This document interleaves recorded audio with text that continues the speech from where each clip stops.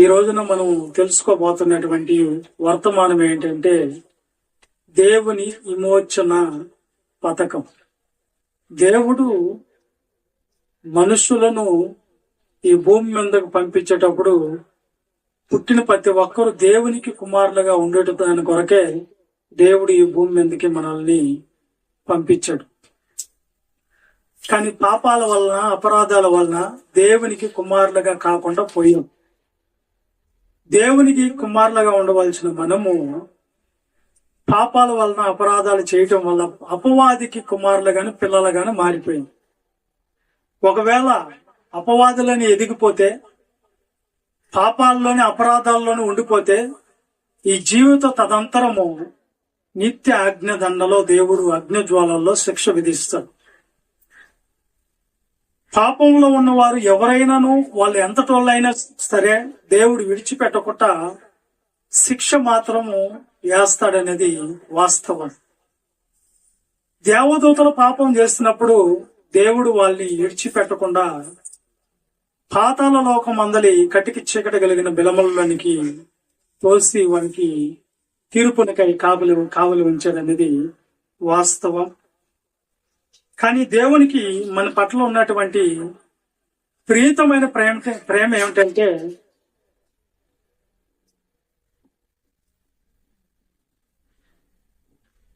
అందరినీ దేవుని కుమారులుగా మళ్ళా తిరిగి ఆయన చేసుకోవాలనేదే, తయారు చేసుకోవాలనేదే దేవుడికి ఉన్నటువంటి మన పట్ల సంకల్పము. మనం తప్పు చేస్తే వదిలేస్తున్నాడు, దేవదూతలు తప్పు చేస్తే మాత్రం విడిచిపెట్టడం లేదు. సాతాను వలలో అందరూ పడిపోతూ ఉన్నారు. యవ్వన కాలం రాగానే పాపాల్లోనూ, అపరాధాల్లోనూ పడిపోయినటువంటి వాళ్ళని దేవుడు మరలా ఏం చేస్తూ ఉన్నాడంటే, మరలా వాళ్ళని దేవుని కుమారులుగా చేసుకోవాలని దేవుడు కోరుకుంటున్నాడు. సాతాను ఎవరంటే, దేవుని దూతల్లో పరలోకంలో ఒకడుగా ఉండి, ఉన్నతమైన స్థానంలో ఉండివాడిగా ఉండి, మనుషులు ఈ భూమి మీద కలిగి దేవునికి కుమారులుగా అవపడతారని తెలుసుకొని దేవుని మీద తిరుగుబాటు చేసి, దేవుని మీదకి యుద్ధం చేసి, యుద్ధంలో ఓడిపోయి వాడు పరలోకం నుంచి కింద పడిపోయిన అపవాది, నాకు దక్కని పరలోకం ఈ మనుషులకి ఎవ్వరికి దక్కకూడదని అందరినీ పాపం వైపు ఉసుగొలిపి పాపములో పడేసి దేవునికి దూరం చేసి దేవుని పరలోకానికి పోనీకుండా చెయ్యాలి అన్నదే అపవాది యొక్క ఆలోచన, వాడి సంకల్ప విధానం. కాబట్టి ఇప్పుడు దేవుడు కూడా ఏమనుకున్నాడంటే, ఈ పాపముల వల్ల, ఈ అపరాధాల వల్ల దేవునికి దూరం అయిపోతున్నారని దేవుడు ఆలోచించి, తప్పు వీళ్ళు చేయలేదు, మానవుడు చేయలేదు, కానీ మానవుడిని ఎవరో ప్రేరేపించారు. ఆ ప్రేరేపించింది ఎవరు? పాపంలో పడమని చెప్పిన ఉసుగొలిపిన వాడెవడు? అపవాది. గనక శిక్ష మీకెయ్యను, వాడికి ఇది ఇస్తానని చెప్పి దేవుడు పాపముల, అపరాధాల్లో పాపాన్ని వంట పట్టించుకున్న మగ్గిపోతున్న మన పట్ల దేవుని ప్రేమ చూపించి, మనం తప్పు చేసినప్పటికీ, పాపాలు చేసినప్పటికీ మన కొరకు ఆయన ప్రేమైన సొంత కుమారుడు యేసుక్రీస్తు ప్రభుని ఈ భూమి మీదకు పంపించి, ఆయన మరణం, శిలువ యాగం, త్యాగము ద్వారా మరలా తిరిగి మనకు ఈ పాపముల నుంచి విడిపించబడేదానికి, ఈ యొక్క అపవాది నుంచి విడిపించబడేదానికి, ఈ అపరాధాల నుంచి విడిపించబడేదానికి మరొక అవకాశం కల్పించాడు. ఆ కల్పించిన దాని పేరే దేవుని విమోచన పథకం. ముందుగానే ఆలోచించాడు. జగదుత్పత్తి ముందుగానే, నా పిల్లలు పాపం చేస్తారు, వాళ్ళ కొరకు నేను నా కుమారుని పంపించాలి, వాళ్ళ పాపాల నుంచి వాళ్ళని విడిపించాలని దేవుడు ముందుగానే పథకం వేసి పెట్టుకున్నాడు. దాని పేరే విమోచన పథకము. ప్రియులారా, ఒక పాపం ఎలా ఆయన విమోచన పథకం ఎలా ఆలోచించుకున్నాడు తెలుసా? ఎలా ఆలోచించుకుని దాన్ని నెరవేర్చాడో తెలుసా? ఆ పాపంలో పడిపోయిన మన కోసం, అపరాధాల్లో పడిపోయిన మన కోసం, దేవునికి దూరం అయిపోయిన మన కోసం దేవుడు చేసిన సంకల్పం. కొలసీ పత్రిక 1:13-14 వచనాలు చదువుకున్నాం. కొలసీ పత్రిక 1:13-14 వచనం. ఆయన మనలను దేవుడు మనలను అంధకార సంబంధమైన అధికారముల నుండి విడుదల చేసి తాను ప్రేమించిన తన కుమారుని యొక్క రాజ్య నివాసులుగా చేసెను. ఆ కుమారుని యందు మనకు విమోచనం అనగా పాప క్షమాపణ కలుగుచున్నది. చాలు. ఏ కుమారుడు? ఎవరైనా యేసుక్రీస్తు ప్రభు. ఈ దినాన యేసు అని పేరు పెట్టుకుంటున్నారు, యేసన్నా అని పేరు పెట్టుకుంటున్నారు, యేసు క్రైస్ట్ అని పేరు పెట్టుకుంటున్నారు. వీళ్ళెవ్వరు కాదండి. వాళ్ళ రక్తము ద్వారా, వాళ్ళ అపరాధాల ద్వారా, వాళ్ళు చేసినటువంటి త్యాగాల ద్వారా మన ఎవరికి విమోచన కలగదండి. ఒక్క బెత్లెహేములో పుట్టిన యేసుక్రీస్తు, బెత్లెహేములో పుట్టి లేఖనాల ప్రకారంగా బెత్లెహేములో పుట్టి నజరేతులో ఎదిగి యెరూషలేములో శిలువ త్యాగము ద్వారా ప్రాణాన్ని పెడతాడే ఆ యేసుక్రీస్తు ప్రభు ద్వారా మనకు విమోచన, పాప క్షమాపణ కలగాలి. యేసన్న అని పేరు పెట్టుకున్న వాళ్ళ రక్తం ద్వారా మనకు పాప క్షమాపణ కలగదు. ఆయన యేసుక్రీస్తు ప్రభు ద్వారా మాత్రమే. యేసు అంటే ఎవరు? బెత్లెహేములో పుట్టాలి, నజరైతులు ఎదగాలి, యెరూషలేములో శిలువ మరణం అవ్వాలి. ఈయన ద్వారా తప్ప ఇంకెవరు ద్వారా రక్షణ, పాప క్షమాపణ లేదు. పాపం పోవాలంటే ఏం కావాలండి? ఒక పాపం పోవాలంటే, అపరాధాలు పోవాలంటే ఏం కావాలి? ఏప్రిల్కి రాసిన పత్రిక 9:22 వాక్యం. మరియు ధర్మశాస్త్రం ప్రకారం సమస్త వస్తువులను రక్తము చేత శుద్ధి చేయుచుండబడవలెను. రక్తం చిందించకుండా పాప క్షమాపణ కలగదనియో సామాన్యంగా మనం చెప్పవచ్చు.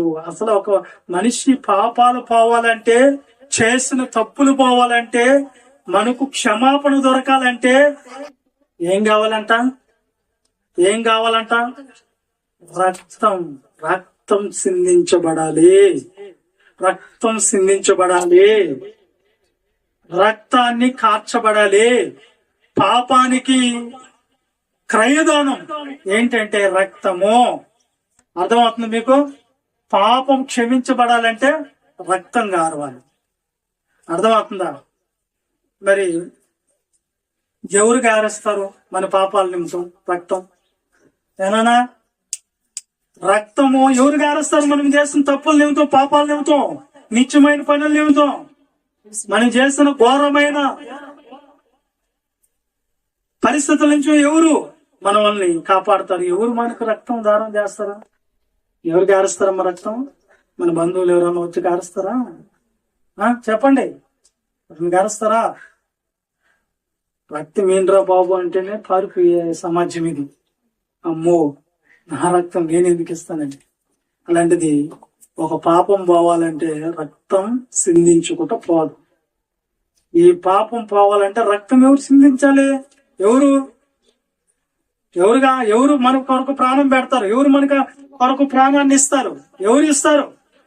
ఎవరు రక్తం గారుస్తారు? ఎవరు రారు.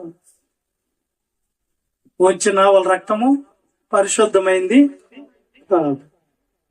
కాబట్టి యేసుక్రీస్తు ప్రభు రావాలి ఈ భూమి మీదకి. ఆయన శిలువ త్యాగం చేయాలి. ఆ యాగము ద్వారా రక్తం అనేది సర్వ మానవుల కొరకు సిందించబడాలి. అర్థమైందా? కాబట్టి ఆ రక్తము ద్వారా పాప క్షమాపణ కలగాలి. ఎవరు మన కొరకు రక్తాన్ని కార్చువారు? చివరి బొట్టు వరకు యేసుక్రీస్తు ప్రభు ఒక్కడే. ఆ దినాల్లో కూడా పాత నిబంధన కాలంలో పాపాలు చేస్తే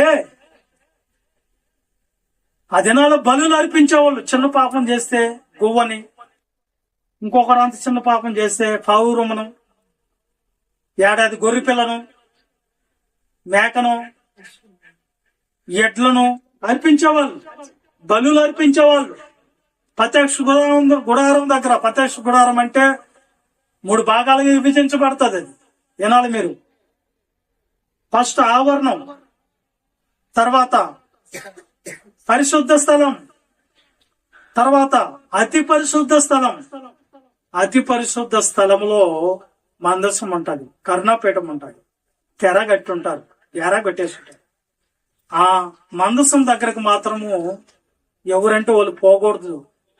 పోతే అక్కడక్కడే భస్మమై బూడిదే కరెంటు చాక్ కొట్టినట్టు కొట్టి చచ్చిపోతారు. ఎందుకంటే దేవుడు ఎవరంట? పరిశుద్ధుడు.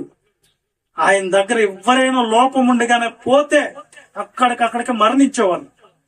వాళ్ళు ఎవరైనా సరే. అందుకని వాళ్ళ పాపాలకి ప్రాయశ్చిత్తంగా, పరిహారంగా ఇదిగో గువ్వలు, పావురు పిల్లలు, మేకలు, ఎడ్లను వధించేవాళ్ళు.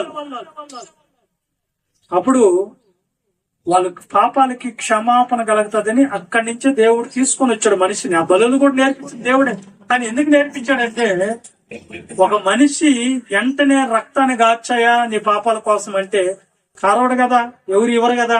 అందుకని నీ పక్కనున్న జీవులన్నా వాటిల్ని నువ్వు తీసుకొని వెళ్ళి వాటిల్ని కోసి అక్కడ అవి రక్తం ఒలికిస్తూ ఉంటాయి, గిజ గిజ గిజగా తణుకులాడుతుంటే వాటిని చూశాను, అయ్యో నేను చేసిన తప్పుకి ఈ జీవి బలైపోతుందే అని నువ్వు కొంచెం కనికరం అన్నా తెచ్చుకుంటావని దేవుడు ఏమనుకున్నాడంటే ఆ బలు నియమించాడు ప్రియులారా. కానీ మన మనిషికి మాత్రం పాపాలు చేసుకొని పాపాలు చేయటం, బలులు అర్పించడం అలవాటు అయిపోయింది. అర్థమైందా? అయితే ఆ ప్రత్యక్ష గుడారం గురించి రాయబడిన మాటలు ఎబ్రీ పత్రిక 9వ అధ్యాయం 6వ వచనం ఒకసారి చూడండి. ఏం రాయబడ్డది?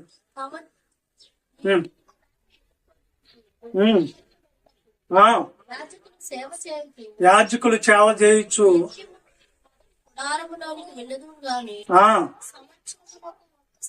సంవత్సరమునకు ఒక్కసారి మాత్రమే. ప్రధాన యాజకుడు అంటే పాస్టర్లందరికి పెద్ద ఆయన రక్తం చేత పట్టుకొని 2వ గుడారములోనికి ప్రవేశించు. ఆ రక్తము తన కొరకును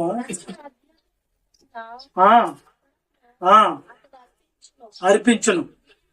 దీనిని బట్టి స్థలములో ప్రవేశించు మార్గము బయలుపరచబడలేదని పరిశుద్ధాత్మ తెలియజేయు. చాలు చాలు. ఇక్కడ ఏముందంటే ఆ ప్రత్యక్ష గుడారం అనేది ఇశ్రాయేల్ మధ్యలో మరి నిర్మించబడినప్పుడు అతి పరిశుద్ధ స్థలంలోకి మాత్రము సేవకులందరిలోకల్లా పెద్ద సేవకుడు ప్రధాన యాజకుడు ఉంటాడు.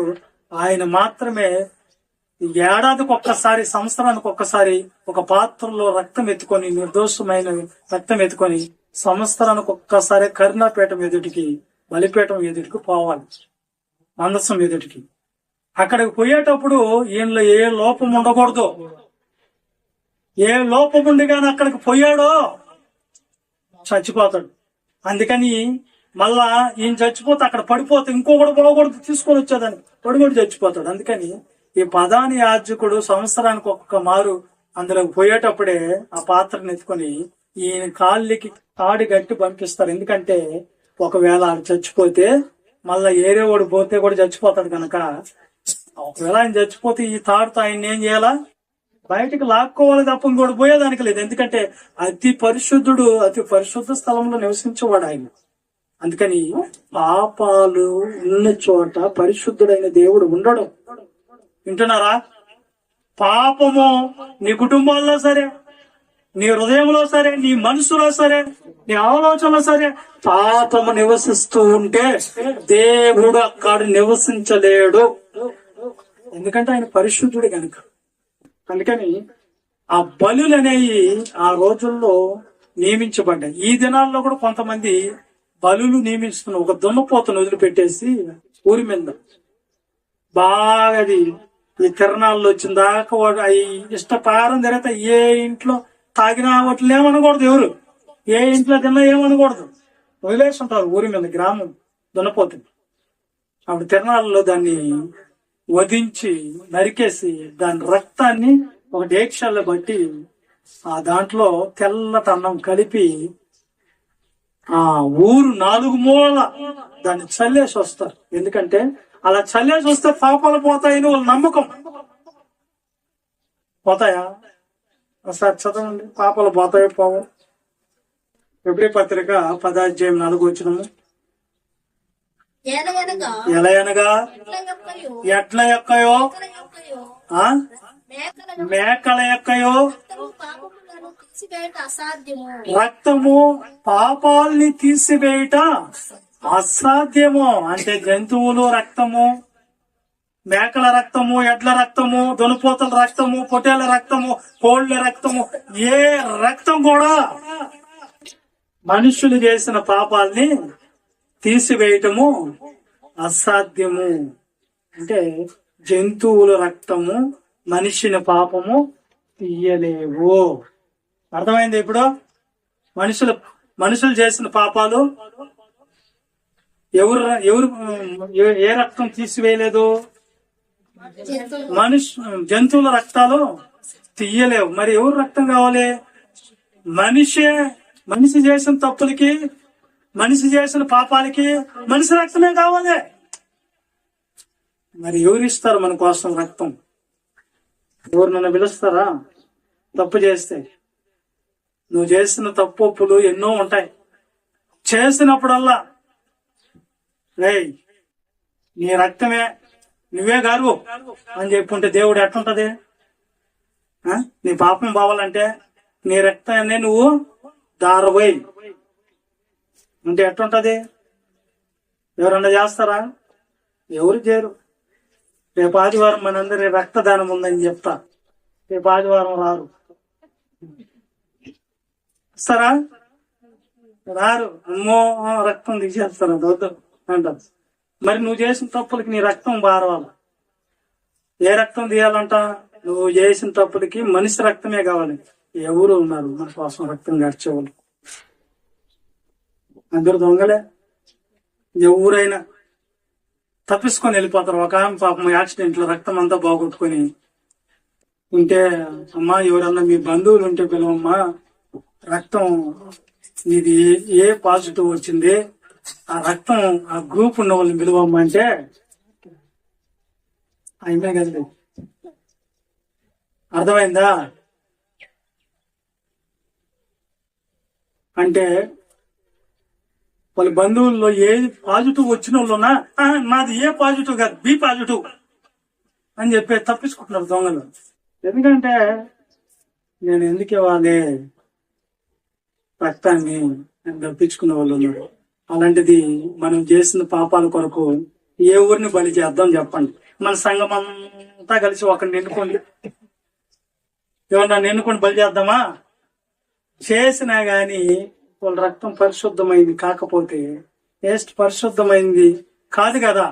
ఇప్పుడు ఎవరో ఒక పుణ్యాత్ముడు, ఎవరో ఒక పరిశుద్ధుడు మన కొరకు రావాలి, మన పాపాల నుంచి విడిపించాలి. మనం ఎలాంటి వాళ్ళమని అంధకార సంబంధమైన అధికారంలో ఉన్న వాళ్ళం. మనమేం సామాన్యులమా? చీకటిలో ఏం చేస్తున్నాం మనకే తెలియదు. ఎన్ని అబద్ధాలు చెప్పుంటామో, ఎన్ని మోసాలు చేసుంటామో. అర్థమైంది? ఎంతమంది కళ్ళు కప్పెట్టామో, ఎన్ని దగాలు చేసామో, ఎన్ని నీచమైన కార్యాలు చేసామో, ఎన్ని దేవునికి విరోధంగా ఎన్ని చేసామో మనకే తెలియదు. అప్పుడు పూర్వం ఇప్పుడు వచ్చి కొంచెం ఏదో కొద్దిగా గొప్ప తెలుసుకుంటున్నాం. పూర్వం మనం ఎలాంటి వాళ్ళు మేము? అమ్మో అస్సలు మన గురించి చెప్పుకోవాలంటే మనకే అసహ్యంగా అనిపిస్తుంది. నేనేనా అట్లా చేస్తుంది అన్నట్లు ఉంటది. అలాంటి నీచమైనటువంటి వాటి నుంచి ఎవరన్నా ఏడిపిస్తారా? పాపపు ఊబులో కూరుకోబోయాం. భయంకరమైనటువంటి ఘోరమైన పాపాల్లో మనం ఉండిపోయాం. వీటి నుంచి ఎవరమ్మా మనల్ని నడిపించేది? ఎవరు మనల్ని కాపాడేది? వింటున్నారు బయటల్లో? ఎవరు కాపాడతారు? ఏ రక్తం కాపాడుతుంది? ఏ రక్తం కాపాడుతుంది? యేసు క్రీస్తు పుణ్యాత్ముడైనటువంటి రక్తం. అందుకే ముందుగానే దేవుడు నా పిల్లల్ని అందరినీ చెడిపేస్తాడు అపవాది. వాడికి దక్కన పరలోకం వాళ్ళకి ఎవరికి దక్కనీయడని తెలిసి దేవుడు కూడా ఆయన కుమారుని పంపించి మనకి విమోచన క్రయదానాన్ని ఇప్పించాడు. పేతురు రాసిన పత్రిక, మొదటి పేతురు రాసిన పత్రిక 1:18. పితృపారంపరమైన మీ వ్యర్థ ప్రవర్తనను విడిచిపెట్టినట్లుగా వెండి బంగారములు అంటే వెండి బంగారముల వంటి క్షయ వస్తువుల చేత మీరు విమోచింపబడలేదు గాని అమూల్యమైన రక్తం చేత అనగా నిర్దోషమును నిష్కలంకమును మగు గొర్రె పిల్ల వంటి క్రీస్తు రక్తము చేత విమోచింపబడితే కదా. ఏం చేత మనకు క్షమాపణ విమోచన దొరికింది? అపవాది అంధకార చీకటి శక్తుల చేతలో అది చెప్పినట్టు మనం నడుస్తున్నప్పుడు, పాపములోని మగ్గిపోతూ ఉన్నప్పుడు, ఊబిలో కూరుకోబోతూ ఉన్నప్పుడు ఏ దాని నుంచి మనకి విమోచన కలిగింది? ఏ దాని వల్ల మనకి క్రయదానం చెల్లించబడ్డది? వినండి, వింటున్నారా? దేని వల్ల మనకి విమోచన కలిగింది? అమూల్యమైన మనం ఊరికే చెప్పేస్తాము గాని ఆ రక్తం మన మీద కారం ఉంటే చూద్దాం. ఒక బొట్టు, దాని వెనక ఎంత బాధ చెప్పండి. ఒక పిల్లవాడికి చెప్పాను, తమ్ముడు దేవుని పరిచర్య చేయాలా అన్న. చేస్తూ ఉన్నప్పుడు ఆ కుర్చీ ఒక రాంత పైన పడ్డది, కాలు మీద చిన్న రక్తం వచ్చిందండి. ఆవిడ అక్క పక్కకి వెళ్ళిపోయి గనుక్కుంటున్నాడు. ఎప్పుడు చూసినా గాని నాకే తగులుతున్నాయి ఇక్కడికి వస్తే అన్నారు. మరి చిన్న దాని కొరకు దేవుడు కూడా సంతోషపడాలి. నువ్వు దేవుని పరిచయలో నేను ఒక బుట్టన్న రక్తాన్ని పోసాను అనుకోవాలి కదా. వాస్తవం అయితే అత అనుకోలేదు. అదే వ్యక్తి సెంటరింగ్ పనికి పోయి పని చేస్తా ఉన్నాడు. ఇంత సేల ఎక్కిందండి. ఎంత రక్తం పోయింది. ఎవరు తమ్ముడు అంటే ఏం చేద్దామని తప్పదు. ఏది పనికి పోయినప్పుడేమో లోకం కోసమేమో అట్లా ఉన్నారు. దేవుని కోసం కనీసం చెమట గార్చేదానికి కూడా లేదు. యేసు క్రీస్తు ప్రభు ఎంత కష్టపడ్డాడు ఈ రక్త మాంసాల్లోకి వచ్చి. ఆయన నాకెందుకురా బాబు వీళ్ళతో బాధ, వీళ్ళతో నేనెందుకు, వీళ్ళ కోసం నేనెందుకు అనుభవించాలి శిక్ష అనుకుంటే, ఇప్పుడు మనం అందరికి రక్షణ వచ్చున్నా చెప్పండి? రాదు. కానీ యేసు క్రీస్తు ప్రభు ఎన్ని పిడిగుద్దులు, ఎన్ని ఆయన మీద ఉమ్మి వేసిన పరిస్థితులు, వెలుషుల వీధుల్లో ఆయన విడ్చుకోపోయిన పరిస్థితులు, కొరడాలతో కొట్టిన పరిస్థితులు, మేకులతో కొట్టిన పరిస్థితులు, బల్యంతో పొడిచిన పరిస్థితులు, ముళ్ళ కిరీటాన్ని పెట్టిన పరిస్థితులు. ఎంత బాధాకరం మీరు ఆలోచిస్తున్నారు పిల్లలు? ఆలోచిస్తున్నారా?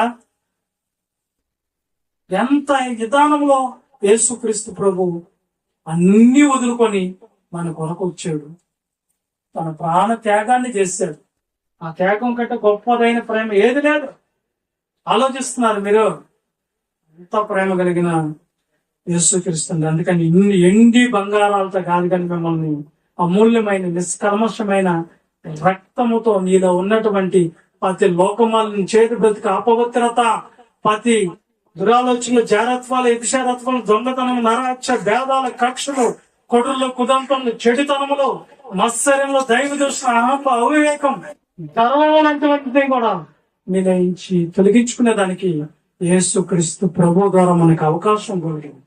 ఆ పాపం వల్ల వచ్చే జీతం మరణమైనప్పుడు ఆ మరణం నుంచి నిన్ను యేసు క్రీస్తు ప్రభు నువ్వు నిత్య జీవంలోనికి నిన్ను తీసుకోబోయేదానికి సిద్ధంగా ఆయన రక్తాన్ని సిందించి మార్గాన్ని ఏర్పాటు చేస్తాడు ప్రియులారా. ఇకపోతే యేసుక్రీస్తు ప్రభు ఈ భూమి మీదకి వచ్చి ఎన్ని సంవత్సరాలైంది నేటితో? ఎన్ని సంవత్సరాల కిందట ఆయన ప్రాణత్యాగం చేసింది? 2024 సంవత్సరాల కిందట యేసుక్రీస్తు వచ్చింది. అప్పుడు ఆయన శిలువ త్యాగం చేశాడు కదా. మరి ఆ రక్తం ఇప్పుడున్న ఈ కాలంలో ఉన్న ప్రజలకి వర్తిస్తుందా? చెప్పండి, వర్తిస్తుందా? ఎప్పుడది ఆయన ఉన్నప్పుడు సరే అయిపోయింది. ఇప్పుడు చెప్పండి, ఇప్పుడు వర్తిస్తుందా? వర్తిస్తుందా? వర్తిస్తుందా లేదు చెప్పండి. ఎట్లా ఎట్లా?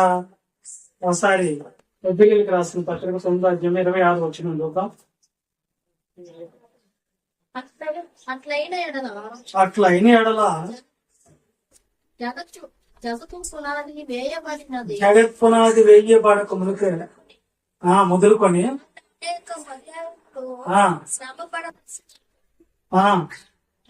అయితే ఆయన యుగముల సమాప్తి యందు తనను తానే బలిగా అర్పించుకొని పాప నివారణ చేయుటకై ఒక్కసారే ప్రత్యక్షపరచబడును. యుగముల సమాప్తి. ఎన్ని యుగాలు ఉన్నాయి? 3 యుగాలు ఉన్నాయి. 3 యుగాలు ఏమిటి చెప్పాలి నాకు? పితరుల యుగము, ప్రవక్తల యుగము, క్రీస్తు యుగము. పితరుల యుగం ఎక్కడి నుంచి ఎక్కడి వరకు? మొదలుకొని మోషే వచ్చే వరకు పితరుల యుగం. మోషే మొదలుకొని క్రీస్తు వచ్చేంత వరకు ప్రవక్తల యుగం. క్రీస్తు వచ్చింది మొదలుకొని మరలా 2వ రాకడ వరకు క్రీస్తు యుగం. మరి ఈ యుగాల్లో ఉన్న వాళ్ళందరి పరిస్థితి ఏంది? యేసుక్రీస్తు ఒక్కసారే పాప నివారణ కొరకు ఆయన బలియాగం అర్పించాడు అన్నప్పుడు వాళ్ళందరికీ ఎలా వర్తిస్తుంది? మనకి ఎలా వర్తిస్తుంది అంటే, ఆయా కాలాల్లో దేవుడు నియమించినటువంటి చట్టం, ఆజ్ఞలు. పితరుల యుగంలో ఏంది ఆజ్ఞ? చట్టం ఏంది అంటే నోటి మాట మాత్రమే, దేవుని మాట వినటమే చట్టం. అలాగే దేవుని మాట ఈని ఉండే వాళ్ళు ఎవరన్నా ఉంటే ఈ యేసుక్రీస్తు రక్తం అక్కడ వాళ్ళకు కూడా వర్తిస్తుంది ఆ చట్ట ప్రకారం బతుకుంటే. ప్రవక్తల యుగంలో ఆజ్ఞలు ఇచ్చాడు. ఆజ్ఞలు ఎవరైతే పాటించుతారో వాళ్ళకి ఈ రక్తము అవైలబుల్ గా వర్తిస్తుంది. అర్థమవుతుందా? ఇప్పుడు క్రీస్తు యుగంలో ఉన్న వాళ్ళకి ఏంటి అంటే, క్రీస్తు వచ్చింది మొదలుకొని ఆయన 2వ రాకడ వరకు క్రీస్తు కొత్త నిబంధన చట్టంలో ఏమైతే ఇచ్చాడో అవి ఎవరైతే గైకొని నడుస్తారో వాళ్ళందరినీ కూడా యేసు రక్తము కడగతాది. ఈ 3 యుగాలలో ఇది ఈ జాగ్రత్తగా మీరు వినాలి. సరే, బాగానే ఉంది. నాకు డౌట్ ఏంటంటే సిలువలో 2 దొంగలు ఎడం చేతి పక్క కుడి చేతి పక్క యేసుక్రీస్తుకి వేస్తారు. వాళ్ళు కూడా సిలువ వేయబడతారు దొంగలు. యేసుక్రీస్తు రక్తము పరిశుద్ధమైంది, నిష్కల్మషమైంది అని మనకి తెలుసు కదా. మరి ఈ దొంగలిద్దరి మీద పడలేదంటారా? పడ్డాదా లేదా? పడ్డదా? అది ఎవరికి రక్షణ వచ్చిందా? ఈ దొంగకే బడి ఉంటది, ఈ దొంగకు బడి ఉంటది. కానీ వాళ్ళిద్దరిలో ఎవరికి రక్షణ ఇచ్చింది? ఎవరికి పరలోకం పరదేశం వచ్చింది? కుడి చేత ఉన్నటువంటి దొంగ రక్తం పడింది. రక్తం పడిన తర్వాత తనను తాను గ్రహించుకొని తన తప్పులు తను తెలుసుకొని ఒప్పుకున్నాడు.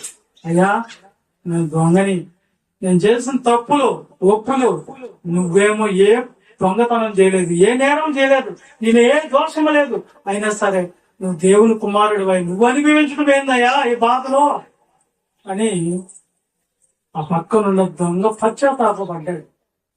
నేను చేసిన దానికి ఈ శిక్ష సరైనదే, కానీ నీకేంటయ్యా ఈ అన్యాయము, నీకేంటయ్యా ఈ యొక్క బాధ, నీకేంటయ్యా ఈ కర్మ అన్నట్టుగా అడిగాడు. పక్కనున్న దొంగ ఏమన్నాడు? దూషించాడు. నువ్వు దేవుని కుమారుడు అయితే నిన్ను నువ్వు రక్షించుకో, నీ మౌనం కూడా కాపాడచ్చు కదా అన్నాడే తప్ప ఇతనికి పశ్చాత్తాపమైన మనస్సు రాదు. దీని మీద రక్తం పడినా పశ్చాత్తాపం లేదు. కొంతమందికి మనలో కూడా యేసు రక్తం, యేసు రక్తం, యేసు రక్తము రక్తము రక్తము రక్తము రక్తము రక్తం అని అట్లా పడి ఎగురుతున్నారు. యేసు రక్తం కడిగేసింది అంటున్నారు. పశ్చాత్తాపంలో మారిపోండదు, హృదయం మారు, మనసు మారదు. రక్తము రక్తము రక్తము రక్తం అని ఎగిరితే సరిపోద్దా? యేసు రక్తము రక్తము రక్తము ఎగిరితే సరిపోద్దా? పశ్చాత్తాపంతో నేను చేసిన తప్పులేదు, నేను ఎందుకు పనికిమాలిన పరిస్థితిలో ఉన్నానయ్యా, నేను కనీసం ఆకాశం వైపు కళ్ళెత్తి చూసుకుంటూ నాకు ధైర్యం లేదు. ఒక సుంకరమని తగ్గింపగలి దేవుని ఎదుట తప్పులు ఒప్పుకునే మనసు ఉందా మనకో? ఉందామా? ఉందా? లేదా? కాబట్టి యేసు రక్తం పైన పోయిన లోపల ఉదయం మారద్దా? ఒక మనిషికి పశ్చాత్తాపం ఎప్పుడు వస్తుంది? ఒక మనిషికి మార్పు ఎప్పుడు వస్తుంది? వినటం వలన విశ్వాసం కదా. విశ్వాసం రావటం వల్ల ఏం కదా? అంతేనా? వినటం వల్ల విశ్వాసం వస్తుంది, విశ్వాసం రావటం వల్ల మారు మనసు వస్తుంది, మారు మనసు రావటం వల్ల ఒప్పుకోలు, పశ్చాత్తాపం ఒప్పుకోలు వస్తుంది. అయ్యా నేను తప్పు చేశాను అయ్యా, అయ్యా అని ఒప్పుకుంటావు. నువ్వు నిజంగా మారు మనసు పొందితే. నువ్వు ఒప్పుకోవటం లేదంటే ఆ దొంగలాగే ఉన్నావు. ఇంకా నువ్వు పెనం చేత వైపు ఉన్నాడు దొంగ, వాళ్ళలాగే ఉన్నావు. నువ్వు దేవుడు అయితే, నేను దేవుని కుమారుడు అయితే నువ్వు నన్ను కాపాడు. ఏమేం నువ్వు నిన్ను కాపాడకపోతా ఆయన దేవుని కుమారుడు కాడా? నీ కార్యం చేయకపోతే ఆయన దేవుని కుమారుడు కాడా? దేవుని కుమారుడే. నువ్వన్నా అనకపోయినా ఆయన దేవుని కుమారుడే. కాబట్టి నీకు పశ్చాత్తాపంతో ఆయన నీ పాపాలను కడుక్కొని తీసివేసుకునే ఆలోచన ఉందా? దేవుడైతే అవకాశం కల్పించాడు. ఇదిగో నువ్వు తప్పులు చేసావు, నువ్వు పడిపోయినావు, నువ్వు దేవుడికి దూరం అయిపోయినావు, అయినా నీకు ఒక అవకాశం ఇస్తున్నా. అవకాశం ఏంటో తెలుసా? నా కుమారుడైన యేసుక్రీస్తు ప్రాణ త్యాగం, ఆయన రక్తం ద్వారా మీ పాపాలకు క్షమాపణ అనే మార్గాన్ని విడిచిపెట్టాను. అది నీ దగ్గరకు వచ్చిన ఇంకా నువ్వు వాటిని కడుక్కోకుండా మారుకుంటా నువ్వు పరిశుద్ధతని నిర్దోషత్వాన్ని సంపాదించుకుంటా ఉన్నావా? అయితే శిక్ష కూడా నీకు రెడీగా ఉంటుంది. ఒకసారి నాదేం తప్పు లేదు, నాకేం తప్పులు ఉన్నాయి, నాదేమో పాపం ఉన్నాయి కొంతమంది అనుకుంటున్నారు. యోహాను మొదటి పత్రిక చివరగా 1వ అధ్యాయం 7వ వచనం చదువుకుందాం. అయితే ఆయన వెలుగులో ఉన్న ప్రకారం మనము వెలుగులో నడుచుకునే ఎడల మనము అన్యోన్య సహవాసం గలవారమై ఉందుము. అప్పుడు ఆయన కుమారుడైన యేసుక్రీస్తు రక్తము ప్రతి పాపము నుండి మనోళ్ళను పవిత్రులుగా చేయను. మనము పాపము లేని వారము అని చెప్పుకున్న ఎడల ఏనా మనల్ని మనమే నాలో ఏం తప్పులు లేవు, నీలోనే ఉన్నాయి అన్ని అంటుంటారు కొంతమంది. వినాలేడా రత్నక్క పిలకాలతో కాదు, వాక్యం అర్థమైందా? మీరు ఎప్పుడు కూడా ఆలోచించాల్సింది ఏంటంటే, నాలో తప్పు లేదని నేను అనుకుంటే దేవుడు ఎన్ని లెక్కేస్తుంటాడు నన్ను రోజు చెప్పండి. రోజు ఒక మనిషిలో దేవుడు తప్పులు పట్టుకోవాలనుకుంటే ఎన్ని తప్పులు కనిపిస్తాయి చెప్పండి? 1,00,000 కనిపిస్తాయి. కానీ రోజు మనం ఏం చేసుకుంటున్నాం అంటే, నాయనా తప్పుకోకుండా కాపాడు, నాయనా అబద్ధాలు మాట్లాడి, నాయనా మోసకరమైన హృదయంగా, నాయనా నా హృదయంలో మంచి చెడు మనసు రాకూడదు నాయన అని ప్రార్థన చేసుకుని ఆయన రక్తం ద్వారా కడుక్కుంటున్నాం. కానీ మనం పాపం లేని వాళ్ళు మనం చెప్పుకున్న ఎడల ఎవరిని అబద్ధికునిగా చేస్తున్నాము? దేవుని నువ్వు అబద్ధికునిగా చేస్తున్నావు. అదే వాళ్ళు తప్పు చేస్తారు, నేనేం చేయలే అన్నావో దేవుణ్ణి అబద్ధికునిగా చేస్తున్నావు నువ్వే. కాబట్టి ఎప్పుడు మనలో ఏదో ఒక లోపం కనిపిస్తూనే ఉంటది. కాబట్టి మనం వాటిని ఏం చేయాలంట? చదవాలి తర్వాత. మరి పుష్పించి మన పాపము లేని వారిని అది కాదు, ఎక్కడ ఆపేవాడిని చదవాలి. మరియు మనలో సత్యం ఉండదు, మరియు మనలో సత్యం ఉండదు, మన పాపములను మన పాపములను మనం ఒప్పుకొని మనం ఒప్పుకున్న ఎడల ఆయన నమ్మదగిన వాడు, ఆయన నమ్మదగిన వాడు, నీతిమంతుడు గనుక నీతిమంతుడు. ఆయన మన పాపములను ఆయన మన క్షమించి పాపములను సమస్త క్షమించి దుర్నీతి నుండి సమస్త దుర్నీతి నుండి పవిత్రులుగా మనల్ని చేయును. పవిత్రులుగా చేయాలి. ఒప్పుకుంటున్నారు ఎవరన్నా? దొంగ ఎవరంటే, నేను చేయలేదు పాస్టర్, నన్ను అడగబాక, నేనెప్పుడు అంటున్నారు. అందుకే చెప్తున్నా, ఈ పాపాలు పోవాలంటే ఏం కావాలి? ఇప్పుడు పరిశుద్ధమైన రక్తం. ఆ రక్తం మీకు రెడీగా ఉంది. కొత్త నిబంధన చట్టం ప్రకారంగా నువ్వు నడిస్తే దేవుడు నీకేమిస్తాడంట? చెప్పండి, ఏమిస్తాడు చెప్పండి? మీరు కొత్త నిబంధనలో దేవుడి దగ్గరికి వెళ్ళేదానికి సమకూర్చుకోవాల్సింది ఏంటి? ఇప్పుడు పరిశుద్ధత, నిర్దోషత్వం అనేది సంపాదించుకోవాలి. అది యేసు రక్తం ద్వారా కొడగబడి తర్వాత దాన్ని సంపాదించుకునే దాని కొరకు వాక్యం అనే మొదట స్థానము ద్వారా మీరు సిద్ధపాటు అవ్వాలి. ఇప్పుడు చెప్పండి, దేవుడు మనకిచ్చినటువంటి ఇంత మంచి అవకాశాన్ని మనం ఉపయోగించుకోకపోతే, ఇంత గొప్ప రక్షణను నువ్వు నిర్లక్ష్యం చేస్తే ఎలా తప్పించుకుంటావు రేపు? ఎవరి దగ్గర నుంచి? దేవుని దగ్గర నుంచి నిన్ను ఎవరు కాపాడలేరు. ఆ రోజు ఈ రోజు పోగొట్టుకుంటే అదే చెప్పే పాఠం. మీ ఇష్టం.